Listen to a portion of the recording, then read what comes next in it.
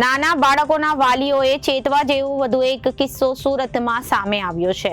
ડિંડોલી વિસ્તારમાં રહેતી 1.5 વર્ષની બાળકી રમતા રમતા માતા પિતાની જાણ બહાર મેગ્નેટિક મણકાની માળા ગળી ગઈ હતી।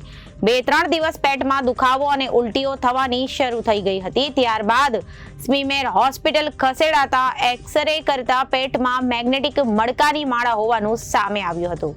આ માળના કારણે આંતરડાની દિવાલમાં કાણા પડી ગયા હતા। માળાના કારણે તબીબોએ 3 કલાકમાં સફળ સર્જરી કરી 18 મણકા બહાર કાઢ્યા।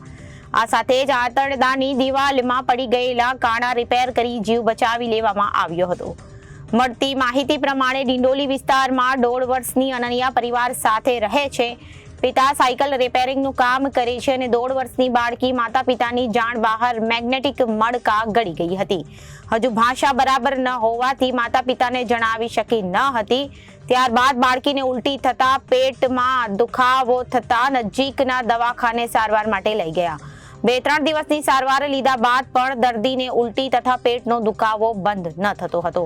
બાળકીને લઈને ફરી દવાખાને લઈ ગયા। ત્યાંથી તેમને મોટી હોસ્પિટલમાં જવાની સલાહ આપી, જેથી બાળકીને લઈને પરિવાર ગત 27/8/2024 રોજ સ્મીમેર હોસ્પિટલ આવ્યા હતા। માતા પિતા મણકા ગળી જવાની માહિતીથી અંજાન હતા, તેથી તેમને નાના બાળકોના વોર્ડમાં દાખલ કરવામાં આવી, જ્યાં તેણીનો પેટનો એક્સરે કઢાવતા ખબર પડી કે બાળકીના પેટમાં મણકાની માળા છે। તેથી તેણીને વધારે સારવાર માટે સર્જરી વિભાગમાં શિફ્ટ કરવામાં આવી હતી। સર્જરી વિભાગના પ્રોફેસર ડોક્ટર હરીશ ચૌહાણે એન્ડોસ્કોપી કરીને માળા કાઢવાની કોશિશ કરી, પરંતુ માળાના મણકા જઠરની દિવાલમાં ખૂંપી ગયા હતા। તેથી તાત્કાલિક ઓપન લેપ્રોટોમી ટાંકાવાળું પેટનું ઓપરેશન કરવાનું નક્કી કર્યું હતું। ઓપરેશન દરમિયાન જાણવા મળ્યું કે દર્દીની જીઆઈ સિસ્ટમની એક બેલની જેમ ચીપકી ગઈ હતી। એક બોલ જેવો માસ થઈ ગયો હતો, જેને છૂટા પાડતા જીવાઈ સિસ્ટમમાં વિવિધ ભાગોમાં 10 કાણા પડેલા હતા અને ત્યાં મેગ્નેટિક માળાઓ ચોંટેલા હતા। સ્મીમેર હોસ્પિટલના તબીબો દ્વારા બાળકીના શરીરમાંથી 18 જેટલા મેગ્નેટિક મણકા બહાર કાઢવામાં આવ્યા।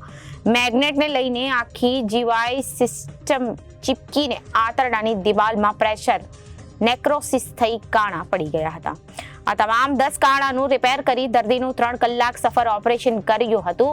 દર્દીને આજ રોજ 12 દિવસ પછી સંપૂર્ણ સારવાર આપી પૂરેપૂરી સ્વસ્થ સ્થિતિમાં રજા આપવામાં આવી છે। પ્રાઇવેટ હોસ્પિટલમાં ખર્ચ 1.5 થી 2 લાખ થઈ શકે છે। દરેક નાના બાળકોને વાલીઓ માટે આ ચેતવા જેવું છે। માતા પિતા તથા ઘરવાળાઓએ નાના બાળકોને રમવા આપતા રમકડાનું અચૂક ધ્યાન રાખો। નાના ગળી શકાય, નાના તથા નાના પાર્ટ છૂટા થઈ શકે એવા રમકડા આપવાનું ટાળો। ઘરમાં પણ નાની નાની વસ્તુઓ કે જે ગળી શકાય છે તેવી બાળકની પહોંચથી બહાર રાખો। એ જ પ્રકારે ખતરનાક પ્રવાહી બોટલો, આલ્કોહોલ, એસિડ, ફિનાઇલ, ટોયલેટ તથા ફ્લોર ક્લીનર, જંતુનાશક દવાઓની બોટલો સલામત જગ્યાએ બાળકની પહોંચથી બહાર રાખો। સ્મીમેર હોસ્પિટલના ઘણા બાળ દર્દીઓ વિવિધ પ્રકારની વસ્તુઓ ગળીને સારવાર માટે આવે છે, જેવી કે ટાંકડી, સેફ્ટી પિન, સિક્કા, બટન સેલ, નાના પેન્સિલ સેલ, રમકડાના પાર્ટ્સ, બોટલના ઢાંકણા, પેનના કેપ, મણકા, લખોટી, ખીલી, સ્ક્રૂ, નાના વાયરના ટુકડા, આ ઉપરાંત ખાવાની વસ્તુઓ, સિંગ, ચણા, ડ્રાયફ્રૂટ જેવા પ્રકારની ફોરેન બોડી ઇન્જેક્શનના દર્દીઓ આવે છે। ઉપરોક્ત કોઈ પણ વસ્તુ શ્વાસ નળીમાં કે શ્વાસ નળીના મુખમાં ફસાઈ જાય તો ત્યારે તાત્કાલિક સારવારની જરૂર પડે છે।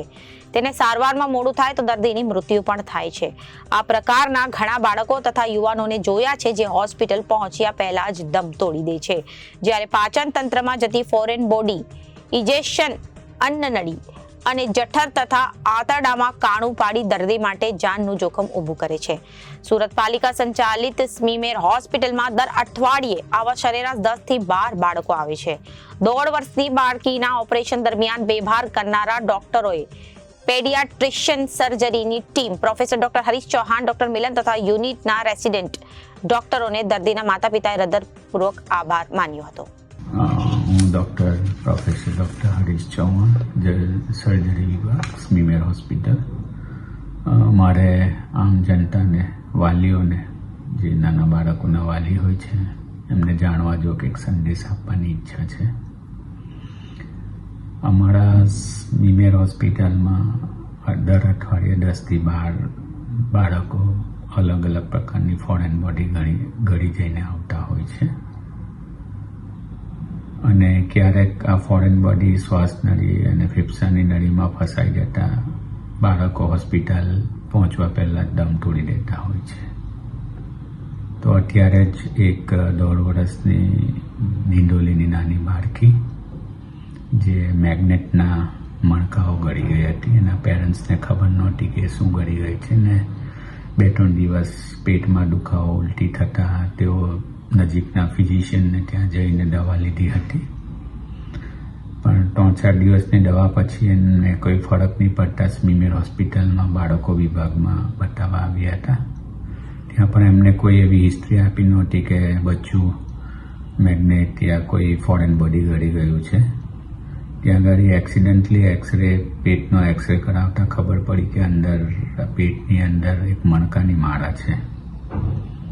એટલે પીડિયાટ્રિશિયનોએ તરત અમને સર્જરી વિભાગમાં બતાવવા માટે કીધું પેશન્ટને, અને હું પ્રોફેસર ડૉક્ટર હરીશ ચૌહાણે પહેલાં સમજ્યો કે ભાઈ જઠરમાં હશે એટલે એક એન્ડોસ્કોપી કરીને આપણે કાઢી જોઈએ, પણ એન્ડોસ્કોપી કરતાં ખબર પડી કે ભાઈ એના બધા મણકાઓ જઠરની વોલમાં ઇમ્પેક્ટેડ છે, ખૂપી ગયેલા છે. એટલે મેં પછી તરત ઓપન લેપ્રોટોમી એની રાખી, અને લેપ્રોટોમી દરમિયાન આખો એક જે આંતરડા હોય જઠર આંતરડાનું એક બોલ જેવો માસ થઈ ગયેલું હતું, એને ધીરે ધીરે અમે છૂટા કર્યા તો મેગ્નેટના 18 મણકાઓ નીકળ્યા બરાબર. અને મેગ્નેટ એકબીજાને ચુંબક હોય એટલે એકબીજા સાથે ચોંટી જતું હોય, એટલે એને લીધે જેટલા આંતરડાની દિવાલો વચ્ચે વચ્ચે આવી એના પર પ્રેશર નેક્રોસિસ થઈને એમાં પરફોરેશન થઈ ગયું હતું કાણા, અને ઓલમોસ્ટ 10 જેટલા કાણા પડી ગયા હતા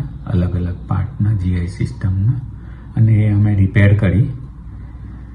10 કાણા હતા અને એ 10 કાણાને અમે રિપેર કર્યા, અને 10 કાણાને રિપેર કર્યા બાદ આજ 12 દિવસ પછી પેશન્ટ એકદમ સારું છે, મોડેથી ખાટું પીતું છે, અને થોડોક માઇનોર સ્ટીચનો પ્રોબ્લેમ હતો એટલે થોડા 4-5 દિવસ વધારે રોકાણ માટે રાખ્યું, અને આજે અમે ડિસ્ચાર્જ કરીએ છીએ.